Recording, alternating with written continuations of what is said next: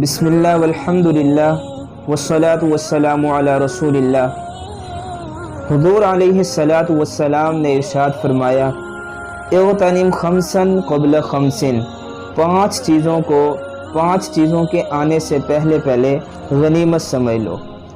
شبابک قبل حرمک، اپنی جوانی کے جوبن کو بڑھاپے کے آنے سے پہلے غنیمت سمجھ لو۔ وصحتک قبل سقمک، اور اپنی صحت کو بیماری کے آنے سے پہلے غنیمت سمجھ لو۔ وغناک قبل فقرک، اور اپنی خوشحالی کو، اپنی تونگری کو غربت تنگدستی کے آنے سے پہلے غنیمت سمجھ لو۔ وفراغک قبل شغلک، اور اس سے پہلے کہ آپ مصروف ہو جائیں اپنی فراغت کے وقت کو غنیمت سمجھ لیں۔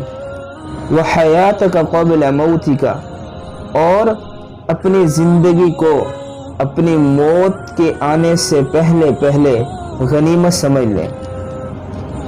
حضور علیہ السلام نے گویا کہ یہ جو 5 عظیم نعمتیں انسان کو میسر ہیں ان کے بارے میں خصوصی طور پر تنبیہ کی ہے، جس میں جوانی کی نعمت بہت بڑی نعمت ہے۔ جوانی، شباب کا زمانہ، اس میں انسان کے ساری صلاحیتیں اور سارے قوہ مضبوط ہوتے ہیں۔ بڑھاپے کی بنسبت جوانی میں انسان کی آنکھیں، انسان کے کان، انسان کا دل دماغ اور اسی طرح انسان کے اعصاب مضبوط ہوتے ہیں، اور اس میں آدمی زیادہ نیکی کر سکتا ہے، زیادہ خیر کے کام کر سکتا ہے، اپنی صلاحیتوں کا صحیح استعمال کر سکتا ہے، زیادہ فائدہ حاصل کر سکتا ہے۔ اس لیے کہا گیا کہ اپنی جوانی کو بڑھاپے سے پہلے غنیمت سمجھ لو، کیونکہ وقت گزرنے کے ساتھ انسان کی جو صلاحیتیں ہیں، انسان کی جوانی کا جو جوبن ہے وہ آہستہ کم ہو جاتا ہے اور بڑھاپے کی طرف آدمی چلتا چلا جاتا ہے۔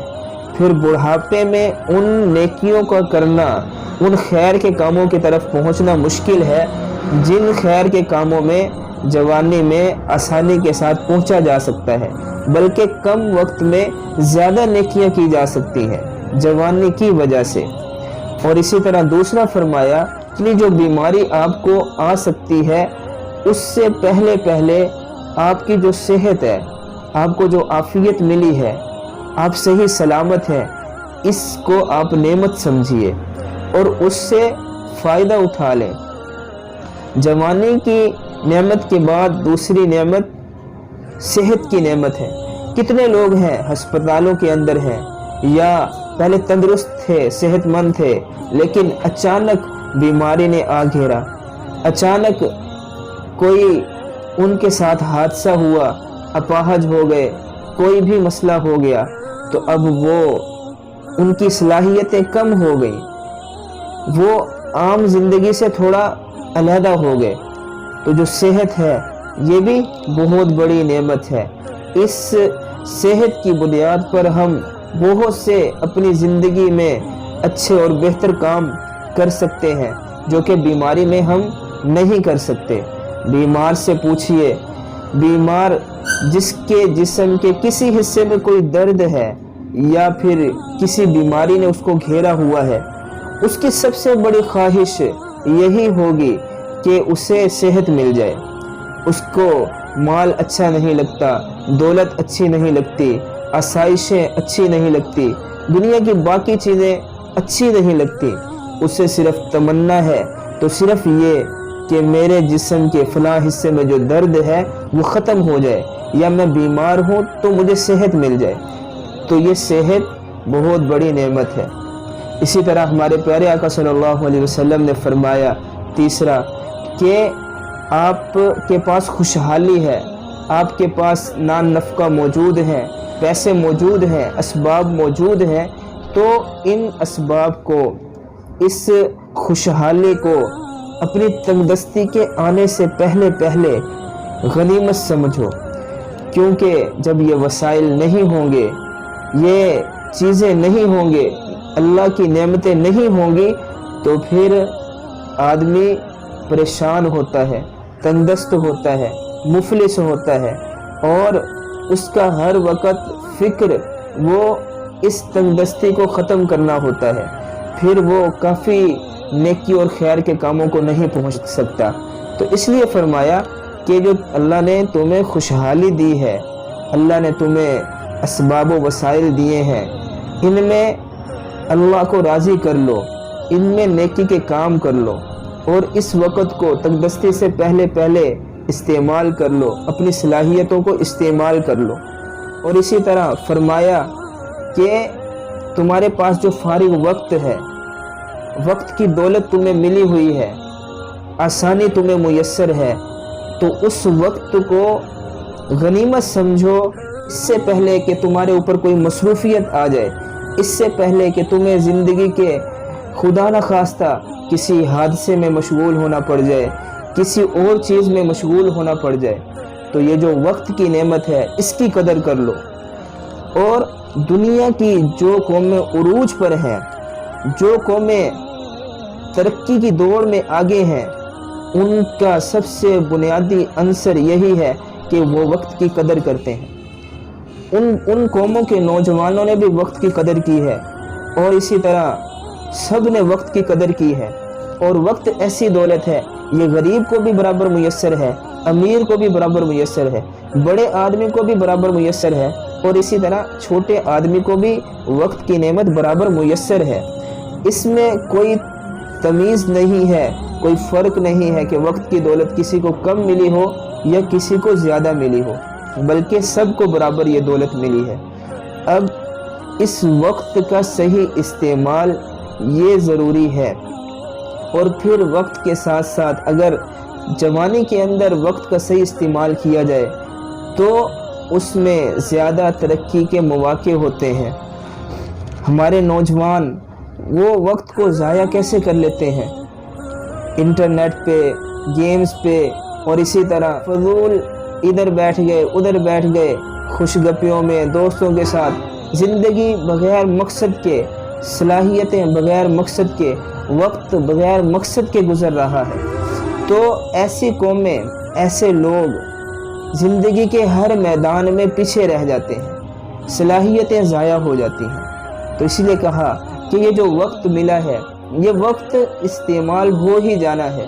جیسے بادل آئے تو گزر جاتا ہے، رکتا نہیں ہے، برف ہے پگھل جاتی ہے، برف نہیں رہتی، اسی طرح وقت ہے یہ گزر جاتا ہے۔ اگر ہم اپنے لمحوں کی قیمت سمجھیں گے اور قدر کریں گے تو گویا ہم اپنے منٹوں کی قدر کر رہے ہیں، منٹوں کی قدر کریں گے گویا ہم اپنے گھنٹوں کی قدر کر رہے ہیں، گھنٹوں کی قدر کریں گے گویا ہم دنوں کی قدر کر رہے ہیں، اور دنوں کی قدر ہو رہی گویا ہم اپنے ہفتوں کی اور مہینوں کی اور سالوں کی ہم قدر کر رہے ہیں۔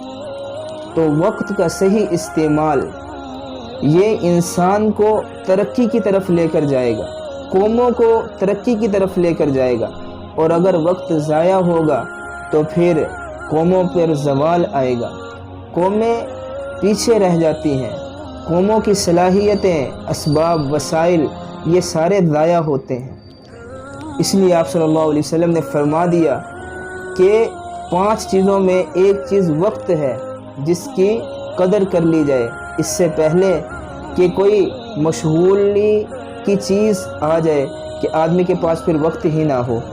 اور 5واں بتایا اغتنم حیاتک قبل موتک، کہ اپنی زندگی کو، زندگی کے لمحات کو اپنی موت کے آنے سے پہلے پہلے غنیمت سمجھ لو۔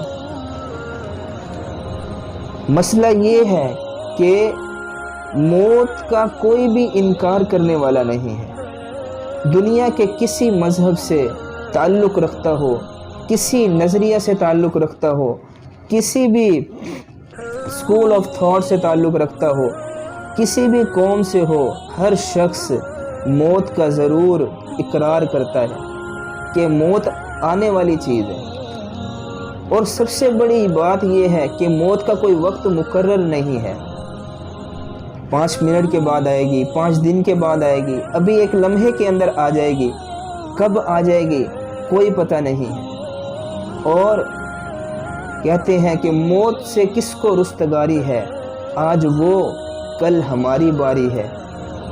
آج اگر ہم اعلان سنتے ہیں کہ فلاں کا بیٹا، فلاں کا بھائی اس دنیا میں نہیں رہا، اسی طرح کبھی میرا بھی اعلان ہوگا، آپ کا بھی اعلان ہوگا کہ فلاں اب دنیا کے اندر نہیں رہا۔ تو زندگی کے اوقات کو، اس زندگی کے گزرتے ہوئے لمحات کو ہم قدر جانیں، ان زندگی کے گزرتے ہوئے لمحات کو ہم مثبت کاموں کے اندر استعمال کریں، خیر کے کاموں کے اندر استعمال کریں۔ دعا ہے اللہ جل شانہ ہمیں ان نعمتوں کی قدر کرنے کی توفیق عطا فرما دے۔ وما علینا الا البلاغ المبین۔